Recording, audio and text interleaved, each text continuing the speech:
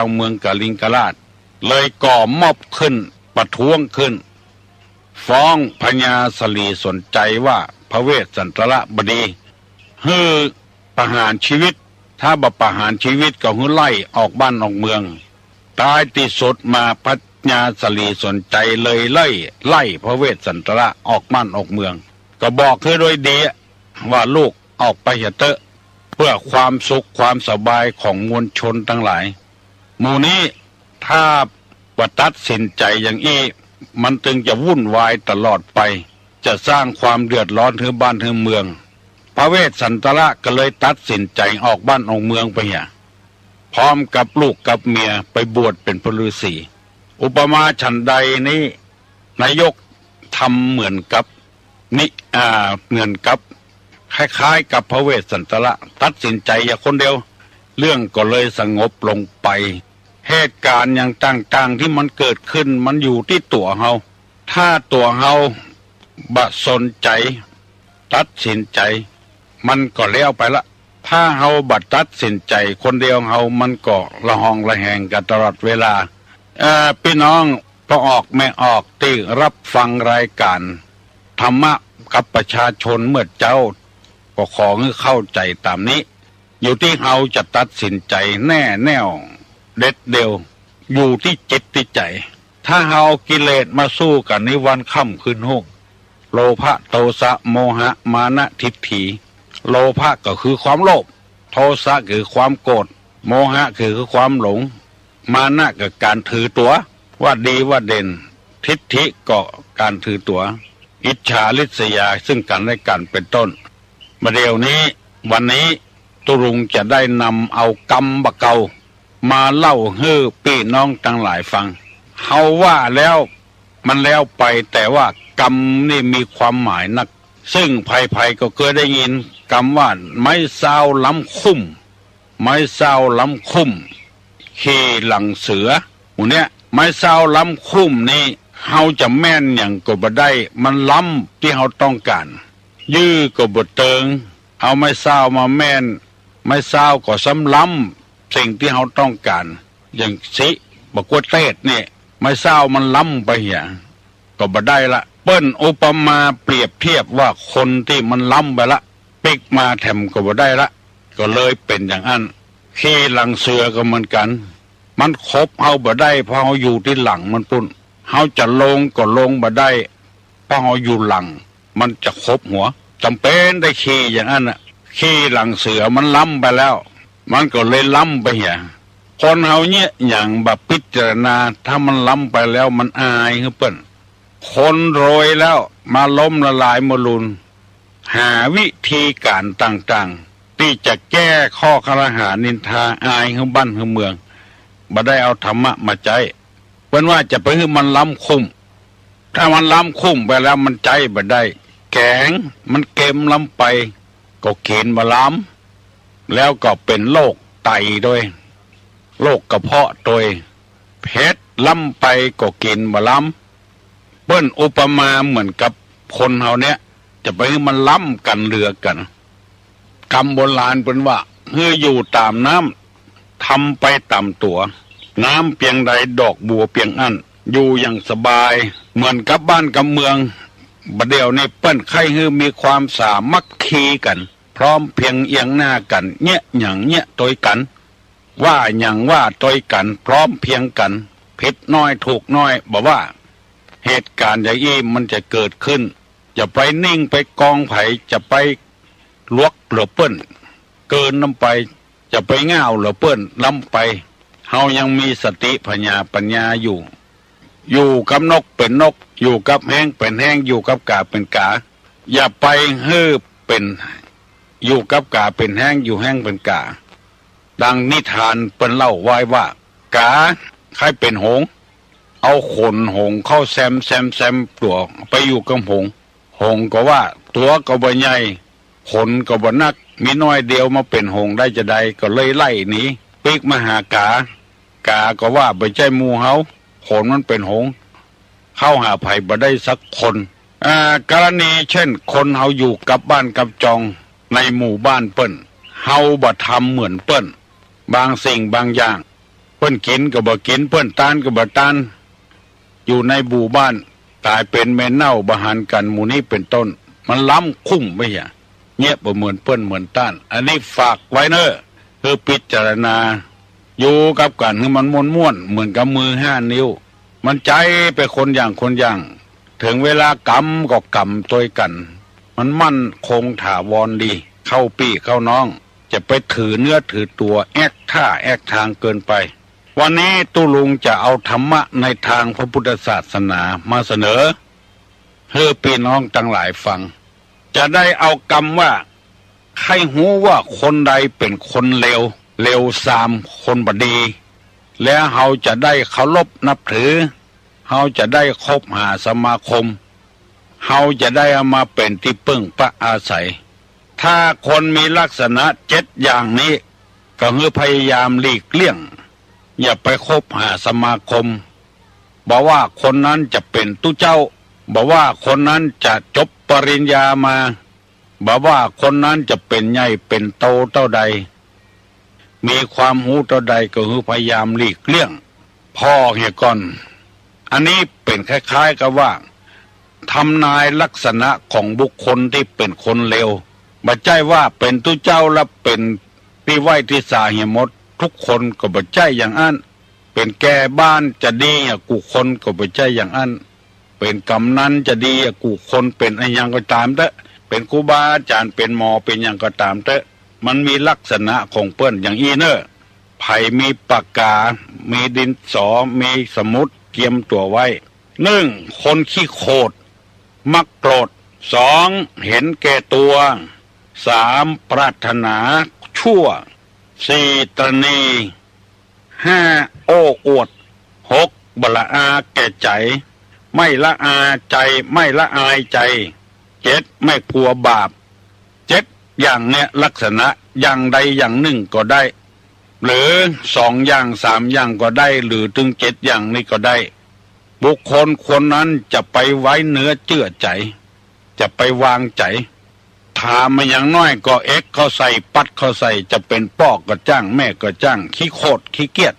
ยังเป็นพ่อเป็นแม่ที่ดีบ่ได้เตื้อต้องทำใจเพื่อลูกเพื่อเต้าเป็นครูบาอาจารย์ขี้โคตรขี้เกียจในลักษณะนี้เปิ้นว่ายังบ่เป็นครูบาอาจารย์ที่ดีเตื้อยังเป็นลักษณะของคนเลวคนเลวก็คือคนบดีนั่นเองอยู่ในลักษณะนี้ขี้โคตรขี้เกียจ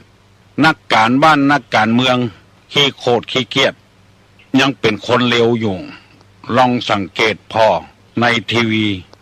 เปิ้นใส่โตดใส่ตาเปิ้นว่าอย่างนี้ยังยิ้มแย้มแจ่มใสอยู่บอกว่าอย่างเตื้ออันเนี้ยไผ่มีนิสัยอย่างอี้ก็คือพยายามแก้ไขจะไปขี้โคตรขี้เกียจพยายามหาเหตุหาผลเข้ามาหักล้างมันมีวิธีดูมีครอบครัวหนึ่งอยู่ด้วยกันอย่างสันติสุขมันเข้าผัวนี่ปอจายนี่ชอบไปคบหาสมาคมกับคนบนดอยเผ่าหนึ่งบัดเดี๋ยวนี้คนบนดอยเปิ้นเก่งละจบปริญญากันหมดละจะว่าเผ่าใดเผ่าหนึ่งเขาก็บอกว่าเผ่าหนึ่งจั่งไปแอวหาเขาไปล่าสัตว์พ่องไปแอวป่าพ่องไปอยู่ไปกินกับเขาเมื่อเข้ามาพี่น้องคนไทยดอยบนดอยก็มาแอวดอยภูเขามาแอวเฮก้าแอวบ้านแอวจองมาแล้วโอ้มาอยู่กิน2 วัน3 วันก็ปิกมาซื้อครัวเอาไปกินปลากับน้ำนมพักปลาแห้งปลาบ้วงอย่างวันนี้เอาเมียเปิ้นก็บ่พอใจจะโคตรก็เป็นเมียที่ดีบ่ได้จะหาวิธีบ่ฮือเปิ้นมาพอมาแล้วมาลุงลังตั้งบนใจหลัวตั้งลุ่มใจทานเป่าอยู่หั่นตั้งเป่าทานขี้เต้าเหี้ยเบอกินก็บ่แค่ล้างเมียเป็นคนล้างจะโคตรก็กลัวเป็นคนเลวเก็บเอาความโคตรไว้หั่นจะได้หาวิธีใดบ่ฮือหมู่นี้ลงมาบ่อยๆ แต่วันหนึ่งลงมาละ6-7 คนกะจะมานอนเป็นหมูกี่คืนบ่มาบ่ปะผัวสกรรมปะกับเมียกดหาอกหาวิธีละ กองมาแผ่วก็ถามนะสหายเขาไปที่ไหนอ่ะเมียบอกว่าโอ้สหายสูนี่บเดียวนี่บดีแล้วเนอะเป็นโรคประสาทเขากำซากมองอย่างนั้นไล่บุบคนนะข้าเดี๋ยวไปฮอดจะอยู่บเดียวนี่ก็ไปละไปไล่บุบคนไล่บุบแล้วก็ว่าเนี้ยอย่างนั้นมันประสาทมันบดีนะพี่น้องมันก็บุบเดือดร้อนกันพ่อบเดียวนี่ไปอยู่ทางใดผมหูละพี่น้องบนดอยไทยภูเขาก็ถามว่าอย่างเฮานี่มันจะบุเฮาก็หาโอ้มันถึงบอกไว้อะไว้หน้าไผ่สักคนบุบหมดอะบ่เหลือข้าเป็นเมียมันยังไล่บุบเลยบ่นอนใช่ครับปากันปิกถึงค่ำพอบ่าย3บ่าย4ปากันปิกถึงค่ำกลัวโดนสักมองสักเบิดหนึ่งผัวมันมานะถามเมียมันว่าสูตะกี้นี่พี่น้องชาวไทยภูเขามาอย่ามาเฮางงง่างมานะอันนั้นมีไหนอ่ะเมื่อหมดแล้วมันโคตรค่ะเพราะมันโคตรอย่างมันถามซื้อสากมองกันนี่ข้าว่าข้าบ่ขายมันเป็นไม้ดีไม้เก็ดไม้ดูเนี่ยมันแข็งหัวสูด้าหัวข้าเลยบ่ขายมันจะซื้อ100ก่อนฝ่ายผัวก็เสียดายอ่ะสากมองอันเดียวตึง100ก่อนโอ้เสียดายเนาะมันไปแล้วก็หาไปนี่อ่ะผัวมันก็แบกสากมองไล่ตัวก้นน่ะเจ้าสากมองไปขายไล่ตัวก้นบ่ขึ้นดอยปุ่นแล้วผัวมันหันพี่น้องชาวไทยภูเขาอยู่ขึ้นบอยแล้วก็น่ะยกสายอ่ะป้ากันเหลียวมาพ่อยื่นสั่งมองเอ้าใครจะขายนะ100นะเนี่ยหมู่นั่นก็นึกว่ามันมาแบกสั่งมองไล่บุบล่นขึ้นโดยสนนะถึง6-7คนนะฝ่าปัวมันก็ไล่ยันได้ก็ถึงบัดตันเลยแบกสั่งมองปิกมาเหี้ยเนี่ยต้องออกไม่ออกพี่น้องทั้งหลายฟังเตอะความโกรธความเกลียดเนี่ยมันเดือดร้อนระงับไว้เหี้ยเพิ่นว่าเป็นคนเลวอ่ะคนขี้โคตรนี่นะฆ่าถึงมาได้นะโอ้อันเนี้ยจะไปว่าตัวเองเป็นคนดีเนอะเป็นคนเลวในลักษณะของคนเลว7ประการต้องลงนำมาเสนอพี่น้องทั้งหลายหมู่บนดอยก็นึกว่ามันแบกสางมองไล่บุบล่นขึ้นดอยสนอันเนี้ยมีเจี้ยมีนิทานมีเรื่องที่จะเล่าให้ฟังนะความโคตรนี่นะอย่างวันนั้นก็เล่าให้ฟังว่าโคตรนี่ควายวัดหัวควายยังบ่พอเอากินลาบยุ่มกินลาบทาหัวควายทำเพื่องูคิงมาได้กินลาบสกรรมนี่คือความโกรธมันเป็นอย่างเงี้ยอันนี้เป็นข้อ1ข้อที่2เห็นแก่ตัวหันแก่ได้ทุลุงสังเกตมาหลายคนละเนี่ยยังก็เอาประโยชน์ส่วนตัวก่อนประโยชน์ส่วนรวมคนเจือนี่เอามาเป็นเจือบ่ได้คำว่ามาเป็นเจือนี่หมายคำว่าเอามาเป็นตุหลวงก็บ่เจริญมาเป็นเจ้าวาดเอามาเป็นผู้ใหญ่บ้านก็บ่เจริญเอามาเป็นหัวหน้าคนก็บ่เจริญที่เขาว่ากินหัวคิวเนี่ยหันแก่ตัวฮับเปิ้นมา100 บาทเอามาจ้างเปิ้น50 บาทตัวกินเนี่ย50 บาทเปิ้นเนี่ยหิมตายได้50ตัวเองได้50 บาทแบบนี้อย่างสักอย่างอันนี้เรียกว่ากินหัวคิวหันแก่ตัวหันแก่ได้ภัยก็ตามเถอะถ้าเป็นคนอย่างนี้นี่มีปุ่มด้อยภัยบักแค่คบหาสมาคมภัยบักแค่เนื้อเวือดไว้เนื้อเจือใจของใจมันกินมากี่วันมันก็หมดแล้วหันแก่ตัวหันแก่ได้เป็นตู้หลวงเจ้าวัดเป็นแก่เป็นแคว้นเป็นหัวหน้าคนเป็นหัวหน้าบ้านก็จ้างเด้อเป็นผัวก็จ้างเมียก็จ้างหันแก่ตัวหันแก่ได้หันแก่พวกพ้องหันแก่บริวารพี่น้องตั้งผัวมาบ่สนใจเนี่ยหันแก่ตัวถ้าพี่น้องตั้งตัวมาเนี่ยสนใจอย่างได้บ่เตื้อบ่มีอย่างเซาะมาฮื้อกินฮื้อได้บ่ใจใส่พี่น้องตั้งผัวพี่น้องตั้งเมียมาบ่สนใจพี่น้องตั้งตัวมาในสนใจมีอย่างเซาะฮื้อกินฮื้อว่าอันเนี้ยเป็นคนดีบ่ได้เพิ่นว่าเป็นคนเลวอย่างแถมจัดหนักหันแก่ตัวหันแก่ได้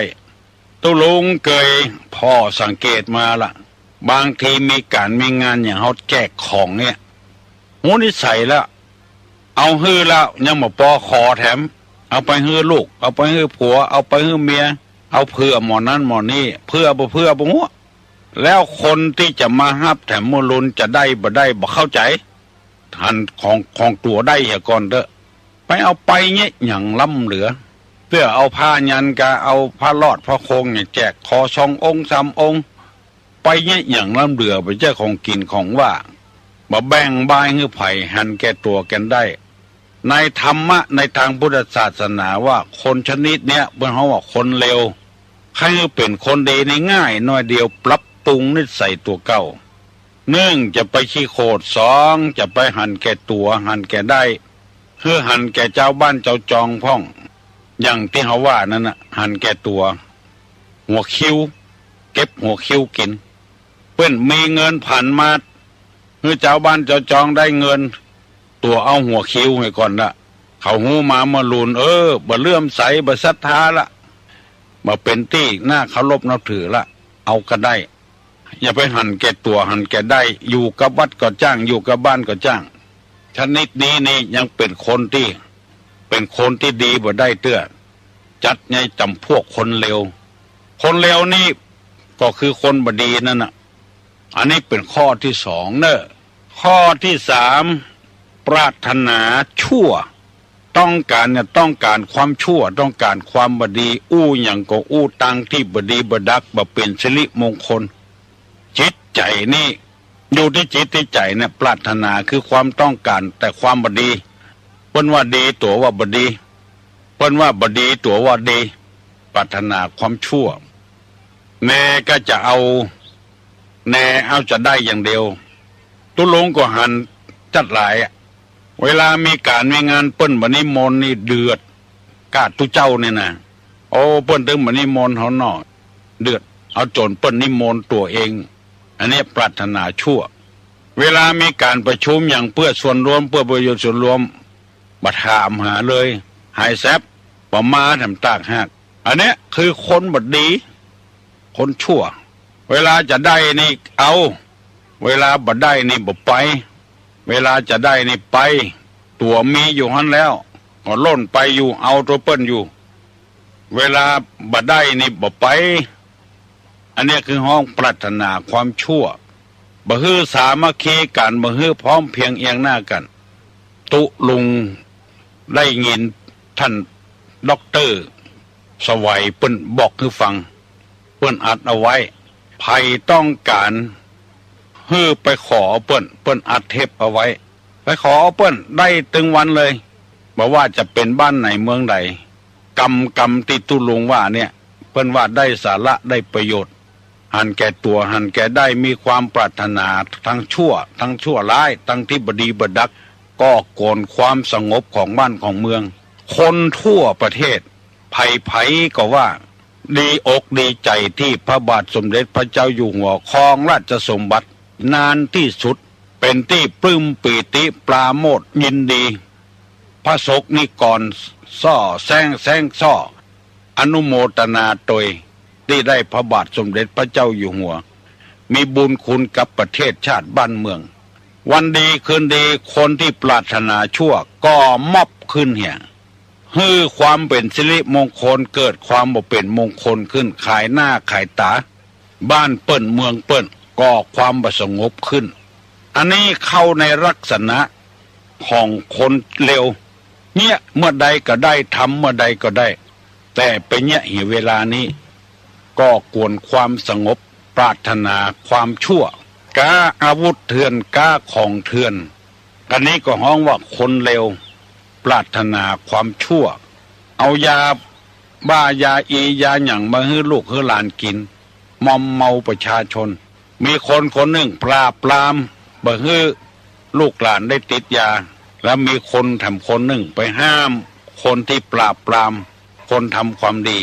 ปรารถนาความเลวร้ายปรารถนาความชั่ว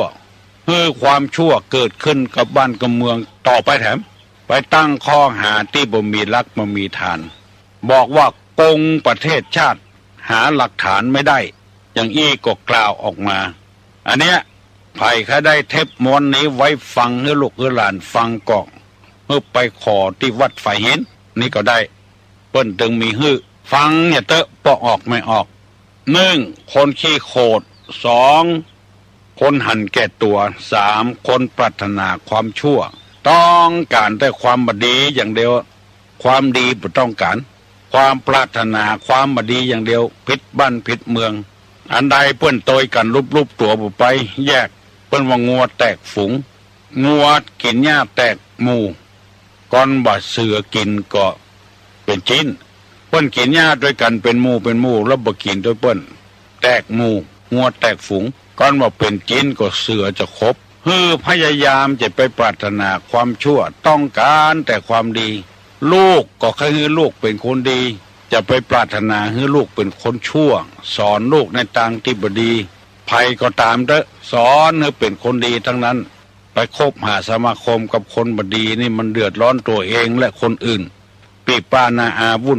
นวายกันหมดคนบักกี่คนมาได้ทำมือเดือดร้อนทั่วประเทศเพื่อนต้องการให้ความดีเกิดขึ้นในประเทศในบ้านในเมืองตัวเองไปก่อม็อบความเป็นสิริมงคลก็เลยเสียไปอย่างเกิดความบ่เป็นสิริมงคลเกิดขึ้นในบ้านในเมืองพี่ป้านาอาศรัทธาเจ้าบ้านเจ้าจองก็อย่างเดียวกันเปิ้นจะแปลงป่วยหลวงเนอะเปิ้นประชุมกันถึงบ้านถึงเมืองก็แปลงแต่เปิ้นเหียเก็บหลังคาตาอันแต่เอเนอะถึงกล้ากินถึงกล้าว่าก็เปิ้นเหียห้าวบ่มีก็ไปบอกกรรมการเหียคนมันหันใจกันลูกไปบังคับไปเบียดเบียนกันได้จะได้บางคนก็ว่าโอ้ไปแปลงได้จะได้บ้านกั้นเมืองอยากเนี่ยเข้าก็แปลงน้ำมันก็แปลงเนี่ยหมู่บ่มีอะไรเงี้ยจะได้ว่าจะได้หมู่ที่บ่มีก็หันตัวเลยบ่ได้แปลงป่วยหลวงด้วยเปิ้นสกามจะตานสลากหากไม้ก็ไปแกล้งปัญหาเนี่ยอันเนี้ยอยู่ในปรารถนาชั่วหมดจะตานผ้าป่าก็ไปแกล้งปัญหาจะตานสลากก็แกล้งปัญหาจะเนี้ยอย่างก็แกล้งปัญหาอันเนี้ยคือปรารถนาความชั่วทั้งนั้นวันนี้ตุลุงอธิบายได้3ข้อเนี่ยแต่เวลามันเลยไปเหี่ย1จะไปเป็นไม่เศร้าล้ำคุ้ม2จะไปเป็นคนเร็วขอให้อยู่ดีมีสุขอายุมั่นขวัญยืนหิมาก้าขึ้นมีโจกมีลาบมันกันกูคนอ้าวยกมือไว้ตุลุงจะปั่นปอนนะสัพปีติโยวัจจันตุสัพพะโลโกวินัสสันตุมาเตภวะตวนตาลาโยสุขีธิคาโยโกภวะอภิวาทนาสีริสนิจังวุธาปจายโนจตาโลธรรมาวัฏันติ